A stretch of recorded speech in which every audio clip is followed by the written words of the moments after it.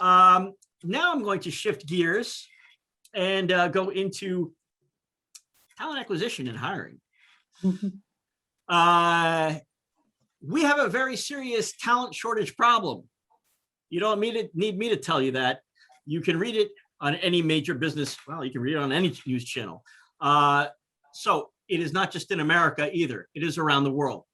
My question is it not enough people or is it not enough pay?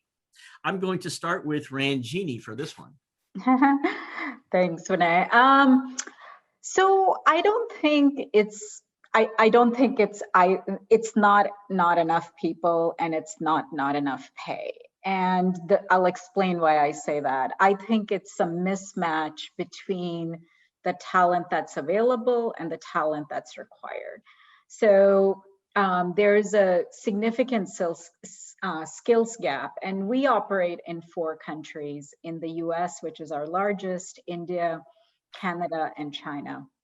And even in India, where you think of it as a very populous country with lots of people available, the issue is not the number of people or even what you're willing to pay them, but can you find enough people with the skills you need? And the same thing is true in the US. I mean, today there's such a significant shortage of not just STEM workers, which you hear, any newspaper you open, but even workers, even skilled labor, electricians, plumbers, any sort of skilled craft, even things like drivers. I mean, I'm not in that industry, but I was part of a advisory board, and a lot of my a lot of other businesses were speaking about how difficult it was to find high paid skilled labor.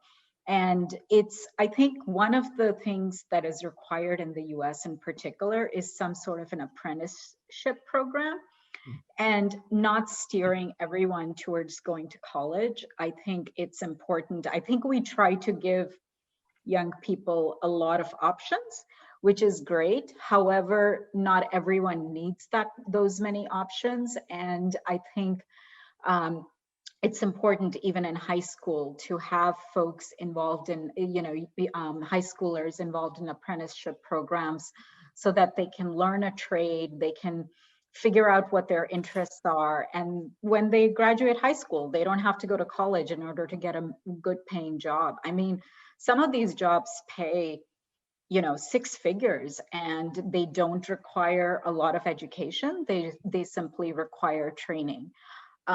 So I think that would really help, government support, business community support, would really help in bridging that gap.